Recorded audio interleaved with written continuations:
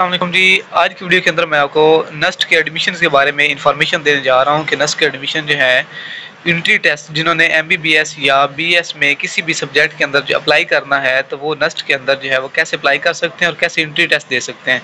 सबसे पहले unity test होगा, उसके बिना के ऊपर आपको जो है वो नंबर दिए जाएंगे और फिर आप उसमें एडमिशन लेने के एहल होंगे। तो आपने यहाँ पे आ जाना, तो आपने सबसे पहले यहाँ पे आ जाना है नस्ट एडमिशन के ऊपर, अंडर ग्रेजुएट एडमिशन 2024 के ऊपर। ये आपने वेबसाइट ओपन कर लेनी है, ठीक है। ये वेबसाइट ओपन करने के बाद ये ऊपर लाइन में आ रही होगी UGA एडमिशन nust.edu.pk। इस वेबसाइट के ऊपर आपने आना है। वेबसाइट के ऊपर आने के बाद आपने यहाँ पे नीचे आ जाना है। यहाँ पे लिखा हुआ है NEST entry test series 4 application form. ये यूज़र नेम और पासवर्ड है।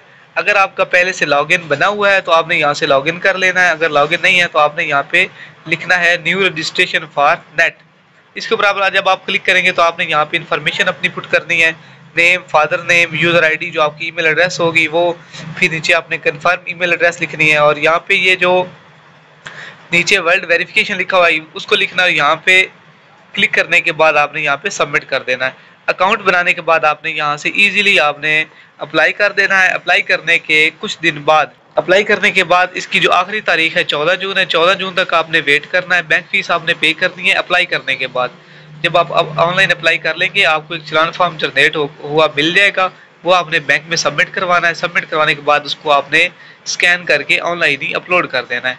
अपलोड करने के बाद आपने 14 जून तक वेट करना है। 14 जून लास्ट गुजरने के बाद आपको नस्ट वाले ही आपको जो है वो रोल नंबर स्लिप और टेस्ट इंटरव्यू डेट वो सब कुछ आपको बता देंगे।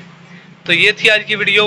मज़ीद ऐसी इन्फॉर्मेशन वीडियो एडमिशन के रिलेटेड, जॉब्स के रिलेटेड जो भी इन्फॉर्मेशन होगी मैं इस चैनल के ऊपर जो है वो शेयर करता रहता हूँ।